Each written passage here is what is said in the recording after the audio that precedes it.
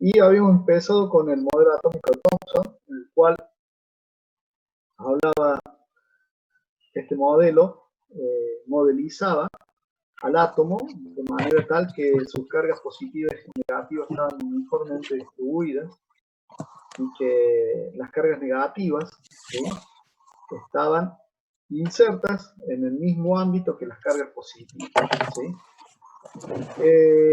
Este átomo ya sabemos que no cumple las condiciones necesarias como para poder hablar de que podía ser, pero que cumplía aproximadamente, cumplía el tamaño de lo que sería el átomo. Y bueno, también el problema que tenía es que si bien lograba para una longitud de onda la frecuencia de emisión, es decir, la emisión de radiación en una longitud de onda determinada, no lo hacía para las otras longitudes de ondas que se determinaban. Y la otra refutación que tuvo, o el rechazo a la veracidad de esta teoría, está dada por la experiencia de Geiger y Madsen, en la cual realizan no solamente esta experiencia que citan acá en 1909, sino hacen una serie de experiencias en 1908, 1909 y 1910, y principalmente desde 1909, en la cual ponen una fuente de partículas alfa, ponen diafragmas de colimación, apaguen los micrófonos, dice Cruz Carlos a todos. Yo necesito usarlo el micrófono, así que lo voy a pedir que me permita que lo siga usando yo. Pero cualquier cosa, cuando necesiten intervenir, usen el micrófono, ¿no? Así es más fácil.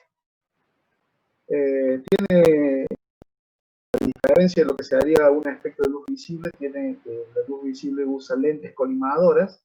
Acá se utilizan obviamente, al ser partículas alfa, diafragmas colimadores. Los diafragmas colimadores simplemente lo que hacen, o lo que tratan de hacer, es permitir el paso de aquellas emisión de partículas alfa, que las partículas vayan en paralelo entre sí, es evitar los ángulos entre esas partículas, ¿sí?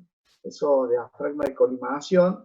También se pueden utilizar campos, campo eléctrico, campo magnético, que vayan filtrando aquellas partículas que tengan velocidades similares y que tengan también una dirección similar, ¿sí? Eso se puede filtrar con campo magnético y campo eléctrico. De todas maneras, creo que deben haber hablado en algún momento de física, en Física 2 deben haber hablado de este tema, así que seguramente si lo buscan un poquito en los apuntes de Física 2 lo van a encontrar.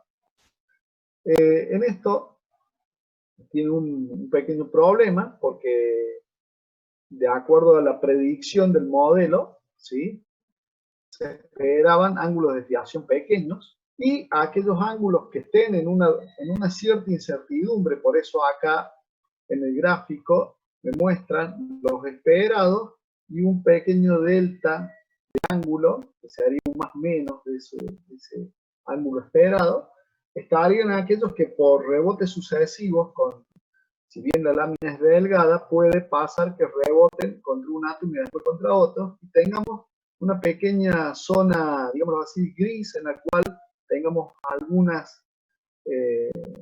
algunos espectros de partículas alfa que hayan chocado contra la placa, en la cual va a quedar grabado de alguna forma el cambio de energía que tienen las partículas cuando chocan contra esa placa. Es como si fuera una placa fotográfica. La placa está hecho con sulfato de zinc, en el cual se generan destellos, ¿sí?, que se pueden observar mediante un filtro de luz adecuada, que podamos ir contando esos destellos en función de la cantidad de emisión que tiene el material radioactivo que emiten las partículas alfa, que son, recordemos que las partículas alfa son núcleos atómicos, es decir, están conformadas por 2 protones y 2 neutrones, por lo tanto la carga neta es positiva, ¿sí? Más 2, digámoslo así, sería como la carga de 2 electrones, pero con signo positivo, ¿sí? Y la masa es lo suficientemente grande y de acuerdo al choque, se aplican cantidad de movimiento, pueden observar cuál serían las desviaciones esperadas. Y la incertidumbre de desviación estaría dada en función de los choques sucesivos que se darían cuando va pasando de una parte, cuando va atravesando el material. Bueno, la explicación de eso está acá toda charlada, ¿sí? Acá está la parte de las energías, la cantidad de movimiento, ¿sí? Y después de todo eso se logra la desviación, ¿sí? De todas maneras, ¿sí? Observan una cuestión muy interesante, que yo lo resalto acá en el apunte, no en el que tienen ustedes, porque ese es sin resaltar, pero yo busco las conclusiones, no las demostraciones, sino las conclusiones. Las demostraciones, léanlas, es importante, pero las conclusiones me parece que son lo muy interesante en una clase corta como la que tenemos y que podemos avanzar bien. En la experiencia encuentra que el 0,01% de estas partículas alfa sufren ángulos muy grandes de dispersión superiores a 90 grados e incluso de hasta 180 grados. Dice, deflecciones que de esta magnitud no pueden explicarse mediante la teoría de las reflexiones sucesivas, porque de acuerdo a esa teoría vamos a tener un pequeño delta de ángulo, un pequeño diferencial de tita, en los cuales voy a poder encontrar a aquellas partículas que no cumplirían con la deflección principal, sino que serían por choque sucesivo. Después habla de que en esa situación no solamente eso, sino que cuando aumenta el espesor del material, ¿sí? Las desviaciones que sufren es proporcional a la cantidad, al espesor nuevo, debido a la cantidad de partículas que tienen, que sería el n, y no a la raíz cuadrada de n de esa cantidad de partículas que yo tengo ahí. Entonces tampoco se condice con el modelo de Thomson, por lo tanto no queda otra que decir que ese modelo no es el correcto, ¿sí? Y obviamente que también para predecir esta cantidad de desviación superior a los 90 grados, lo basan teniendo en cuenta que eso puede ocurrir cuando la carga positiva que tienen en el átomo, ¿sí?, está concentrada en un volumen muy pequeño. Quiere decir que ya va generando una nueva predicción para un nuevo modelo átomo. Esto es así porque tanto estos dos señores que nombramos acá en la experiencia, Geiger y Martins, no trabajan para Don Thomson, sino que forman parte del equipo de investigación de Rutherford. Entonces, ya se trabaja en un nuevo modelo atómico. El modelo atómico propuesto por Rutherford, ¿sí?, propone que la carga positiva del átomo se encuentra, digámoslo así, en una zona muy pequeña, ¿sí?, en el cual dice que esa zona muy pequeña ocupa un espacio de 10 a la menos 14 metros, ¿sí? Y el tamaño total del átomo, ¿sí?, ocupa una dimensión, no habla del volumen, yo creo que está ahí, está mal expresado ahí, sino que se haría un radio de 10 a la menos 14 metros, y el radio del átomo completo estaría hablando de 10 a la 10 metros, de 10 a la menos 10 metros. Vemos que la relación entre el tamaño, ¿sí?, o el diámetro, no dice si el diámetro o el radio, ya lo voy a buscar, a ver qué es exactamente, es altamente probable que sea el diámetro. La relación entre el diámetro del núcleo, pongamos que sea el diámetro, y el diámetro que ocupa totalmente el átomo, fíjense que el núcleo es 10.000 veces más chico, ¿sí?, es 10.000 veces más chico que el tamaño de nuestro átomo, ¿sí? Con lo cual y además teniendo en cuenta que el tamaño, que la masa de los protones y neutrones son mucho más grandes que la masa de los electrones, digamos que desde el punto de vista gravitatorio, entre comillas, llamémoslo así, para decir el volumen, no solamente la densidad de, que sería la masa sobre el volumen, quiere decir que la mayor cantidad de masa que tiene el átomo está concentrada en una zona muy, muy pequeña, con lo cual si yo quisiera aplicar el modelo de cantidad de movimiento, desde un punto de vista newtoniano, vemos que esa cantidad está muy concentrada en ese núcleo y cuando una partícula alfa choque contra eso, también me va a permitir hacer la predicción de esos desvíos muy grandes de las partículas cuando chocan contra el núcleo. No solamente desde un punto de vista de las cargas positivas de la partícula alfa y las cargas positivas del núcleo, sino también por la cantidad de masa que está concentrada en esa zona. Plantea Rutherford que entonces sería como un sistema planetario, el átomo, ¿sí? Y orbitando los electrones alrededor de ese núcleo atómico, ¿sí? El tema de Rutherford, la falla que tiene, si bien esto me permite corroborar las observaciones hechas por Geiger y Martensen, permiten corroborar que coinciden con las experiencias de ellos dos.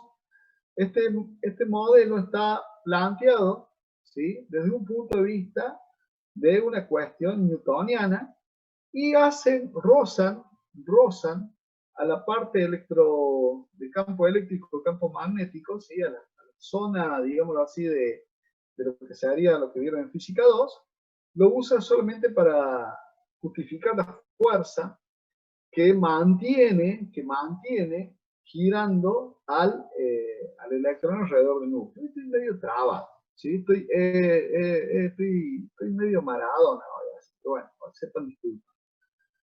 En esta situación, lo que nosotros podemos decir es que, si bien el modelo puede establecer los parámetros que puede cumplir el electrón desde ese punto de vista, el problema de este modelo sigue estando dado, en este caso, con la emisión de energía que tienen los electrones cuando se los excita en un campo eléctrico.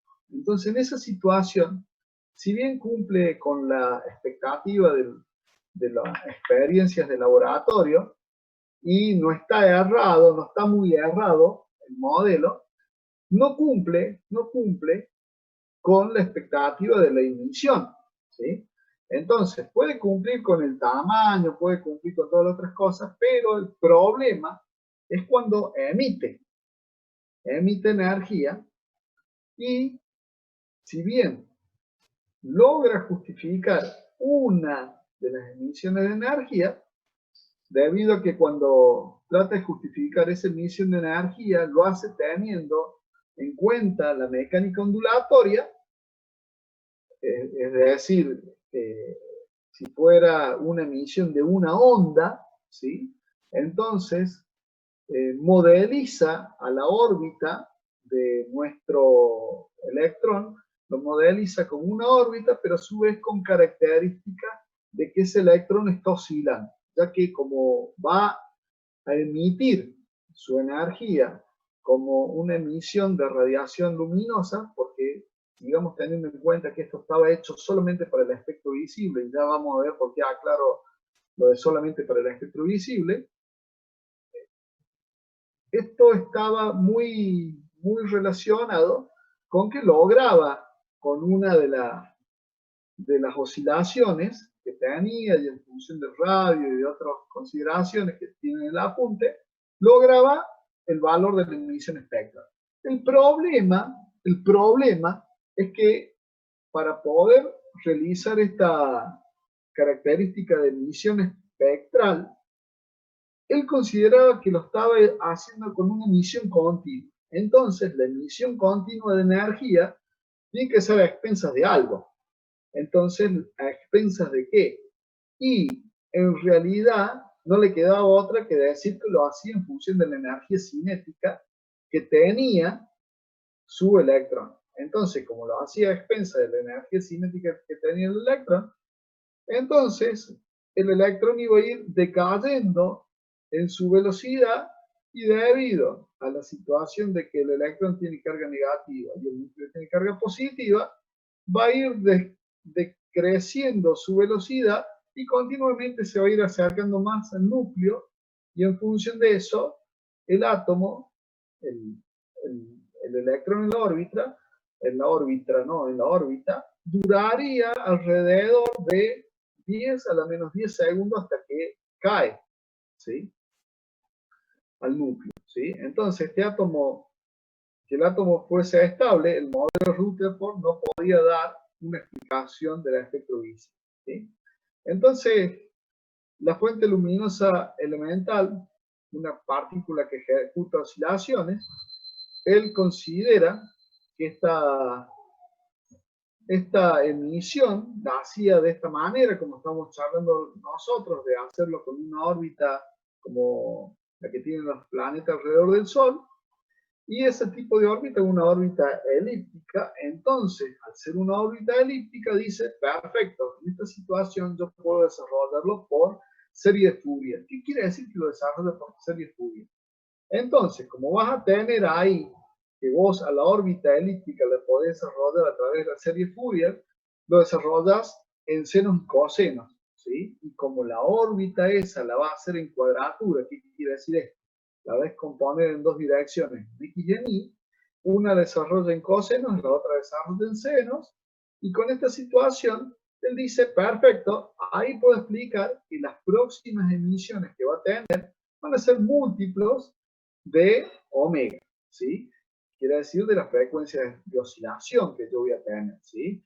La frecuencia angular o la frecuencia de oscilación que yo tengo con el átomo. Obviamente, nuevamente, esa frecuencia de oscilación, que sería 2pi por frecuencia, o si yo cambio la frecuencia por velocidad de la luz y longitud de onda, la primera le condice, le cae joya. Ahora, el doble de la fundamental, la triple de la fundamental y todas las demás, no coincide con los efectos de emisión de los átomos y en los cuales no emite en función de armónicos de ninguna clase. Con lo cual, este problema está lejos de justificar las series espectrales en contra. Entonces, tenemos dos problemas. Las series espectrales que se pueden observar cuando se excita un átomo, por ejemplo, de hidrógeno, que es más simple, en los cuales me da que cuando yo la excito toma parte de energía para subir niveles ese electrón que está en la órbita, y cuando después cesamos la excitación, dura una cierta cantidad de tiempo en ese estado o en esa órbita nueva y decae emitiendo radiación en la misma frecuencia en la cual había absorbido en la primera fase. ¿Qué quiero decir con esto? Si yo acá voy a dejar de compartir un segundo esta pantalla y les quiero mostrar la otra, que es esta que tenemos acá. En este caso, cuando el hidrógeno absorbe energía de, por ejemplo, el campo eléctrico con el cual yo estoy excitando, supongamos que ponemos en un tubo de vidrio sellado, ¿sí? Y dentro de ese tubo de vidrio que está sellado tenemos el gas que va a ser hidrógeno, de baja presión, y en esa situación yo tengo dos electrodos en los extremos de ese tubo de vidrio y lo puedo excitar con una cierta tensión, comienzo a observar un espectro continuo de luz, ¿sí? Yo cuando lo veo un espectro continuo, y la combinación de colores que yo voy a ver va a dar como resultado que puede ser blanco, que puede ser con alguna cierta tonalidad.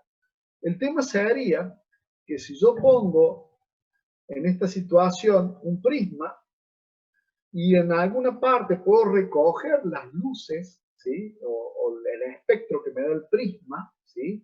Las distintas longitudes de onda visible, supongamos podemos poner un papel de calidad fotográfica, ¿sí? O una placa para revelar, ¿sí? Esas que están hechas con óxido de plata, las ponemos para revelar, vamos a ver el espectro continuo, pero vamos a ver pequeñas líneas oscuras que están relacionadas con la parte de la energía que absorbió el electrón para cambiar de nivel en su órbita, ¿sí? Quiere decir que toma energía en forma selectiva, digámoslo entre comillas. No toma todo el espectro de energía que yo le doy, toma en algunos niveles de energía, toma, de acuerdo a una cierta longitud de onda, toma la energía para hacer el cambio de órbita, entre comillas, ¿sí? Entonces, en esa situación, yo veo que cuando desexcito, cuando le quito la excitación, por un breve periodo de tiempo, ¿sí? Cambiamos la placa ahí donde vamos a tomar la fotografía esta, y ponemos una placa nueva y comienza a desexcitarse y emite energía justo en la misma frecuencia, en la cual había absorbido la energía al principio. Entonces, esto nos está diciendo que si uno observa y uno quisiera hacer que esto tuviera una cierta armonía, y cuando digo que tengo una cierta armonía me quiero referir que voy a tener una onda principal y después todos los otros armónicos, ¿sí? El armónico de orden 2, de orden 3, de orden 4, de orden 5 y todos los armónicos así sucesivamente, veríamos que no coinciden esos armónicos con las bandas de energía de absorción y las bandas de energía de emisión que tiene, por ejemplo, en este caso, el átomo más simple, que es el átomo de hidrógeno. Entonces, en esta situación, esto me está diciendo que no cumple la explicación mecánica, nuevamente, volvamos a la explicación mecánica, no cumple con lo que se veía en el espectro de absorción y de emisión. ¿Quiénes son los que estudiaron esto? Bueno, se estudió este espectro de absorción y de emisión, se hicieron experiencias, también estamos hablando de que estas experiencias son hechas hace bastante tiempo, en la época que estamos hablando, ¿sí? A finales del siglo XIX, principios del siglo XX, y en esa situación, vemos que si nosotros ponemos una fuente luminosa, y puede ser una fuente luminosa, yo tengo acá que puedo sacar todos los espectros de la luz visible. Pero a su vez, si yo, en vez de poner entre la fuente luminosa y el prisma, esta rendija simplemente es para que pasen los que están alineados, ¿sí? Una rendija muy simple, es como un diafragma de una cámara de fotografía vieja, que lo que hace es solamente concentrar el haz de luz que pasa por el centro y consideramos que ese haz de luz, todas las líneas de haz de luz que pasan por ahí, por decirlo así, hablando como si fuera la luz un fenómeno geométrico, ¿sí? De lo que vieron en óptica geométrica en física 1, todo esto va en forma paralela. Cuando llegan acá, se descomponen y podemos recogerla, obviamente, como debería ser a esas longitudes de onda. Pero si nosotros entre el haz luminoso, esta rendija que vendría a ser, entre comillas, como un colimador, y acá ponemos un tubo de vidrio conteniendo un cierto gas, por ejemplo, en este caso hidrógeno, veríamos, entre comillas, diciéndolo, el ADN del hidrógeno, ¿sí? Entonces, en esa situación veríamos que absorbe o emite en frecuencias determinadas, ¿sí? Independientemente de la cantidad de gas que se tenga, independientemente si yo lo excito, ¿sí? Con un campo eléctrico, con la intensidad de campo eléctrico que yo quiera, ¿sí? los espectros de emisión o de absorción van a ser siempre lo mismo, ¿sí? Y tienen toda una serie en la frecuencia visible. Fíjense que va del rojo, azul, violeta, hasta el casi ultravioleta. ¿Por qué? Porque el ultravioleta ya no lo vemos, ¿sí? Pero está muy, muy cercano a ese también. Fíjense que tenemos bastantes elementos que están emitiendo así. Ya quedan 10 minutos, pero vamos, si no completa el tema, vamos a conectarnos de nuevo. Por favor, cualquier cosa ustedes paren, si voy muy rápido o hay algo que se necesite repetir, ya saben, utilicen el micrófono y avisen. Eso llevó a esta observación empírica, llevó a que se trate de predecir de alguna manera cuáles eran estas líneas espectrales, ¿sí? Y qué fórmula había como para poder realizar y reproducir esta experiencia y que sea previsible. Obviamente, por ejemplo, Balmer hace disculpen, en la cual predice las longitudes de onda en función de un número, ¿sí? Un número que pone ahí, ¿sí? Y en función de ir incrementando el valor de ese número, y fíjense que el número lo hace con saltos discretos. Quiere decir que ya acá nos damos cuenta que la emisión que tiene el electrón no lo hace en forma continua, sino que lo hace en forma espectral.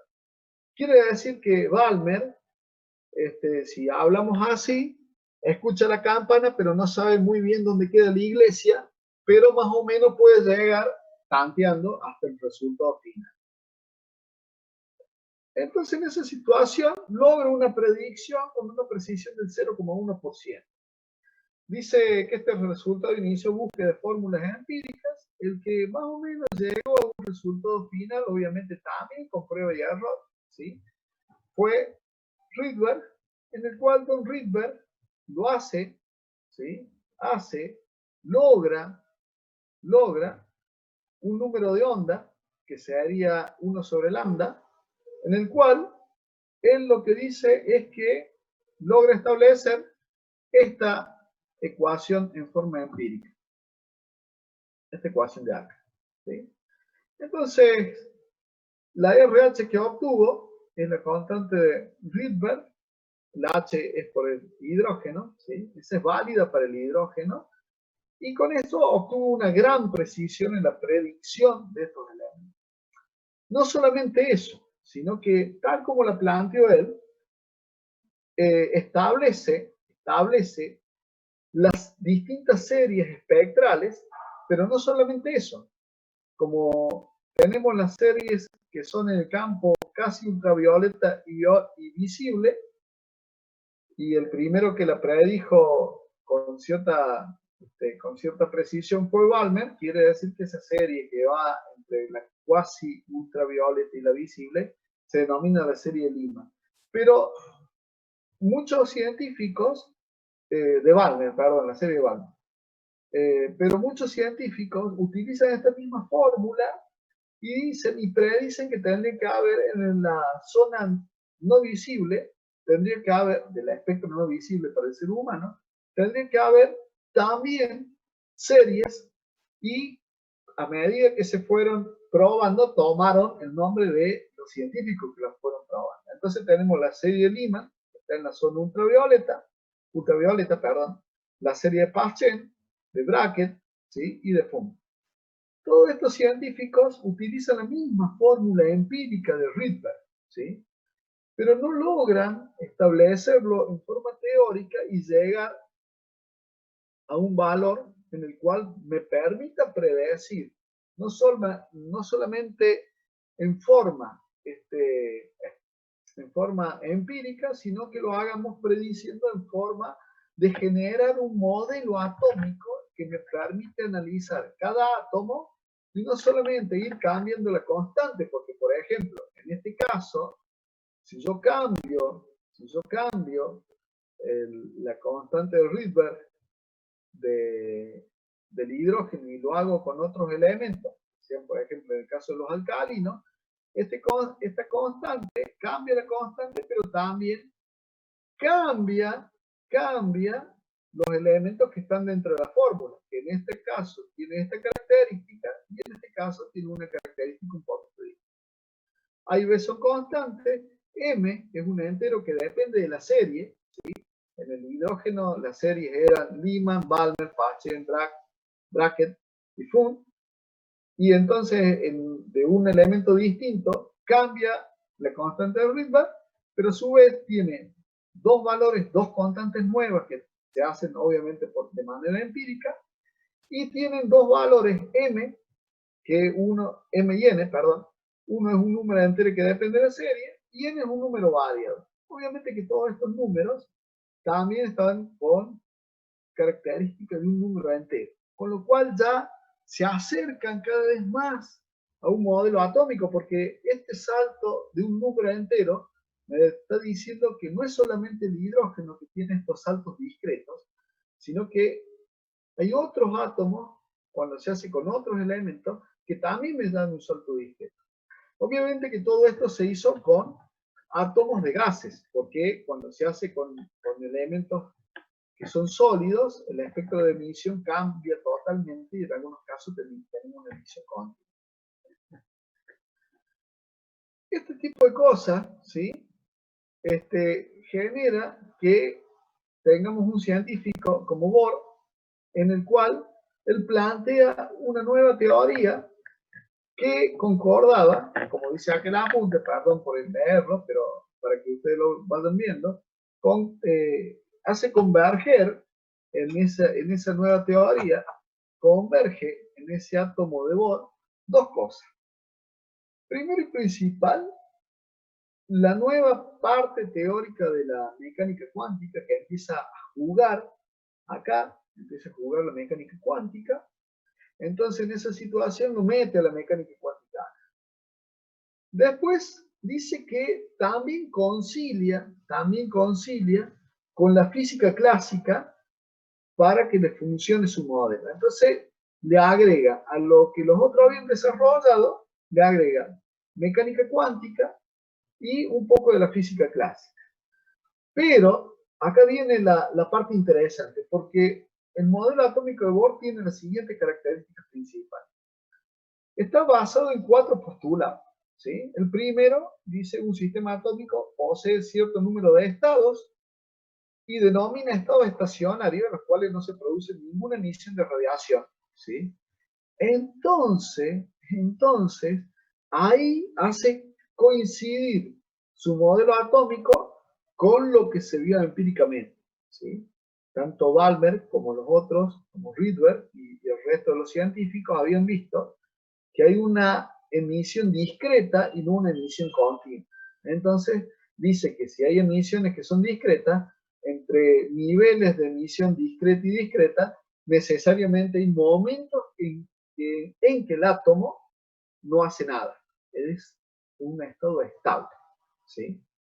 Y eso es muy interesante, porque ahí le cambia lo que se tenía del modelo anterior, ¿sí? En el cual supuestamente emitía constantemente y que fue rebatido por las experiencias.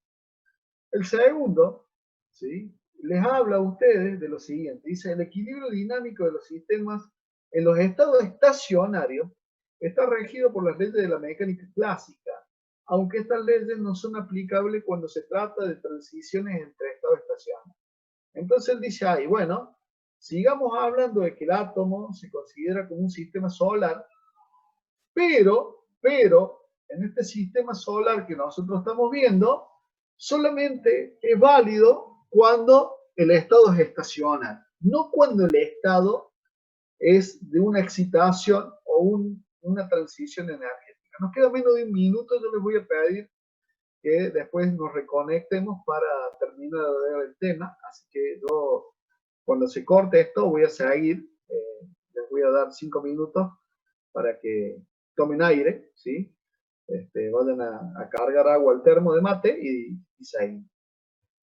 Entonces, acá viene lo interesante en el tercer postulado, en el cual habla de que toda emisión y absorción de radiación, ¿sí? O de energía, en un sistema atómico es originado durante la transición entre dos estados estacionarios y que esta radiación emitida o absorbida durante tal transición corresponde a un cuanto de energía cuya frecuencia está determinada mediante el delta de energía que yo tengo, el delta, y ojo, el delta de energía que hace referencia a él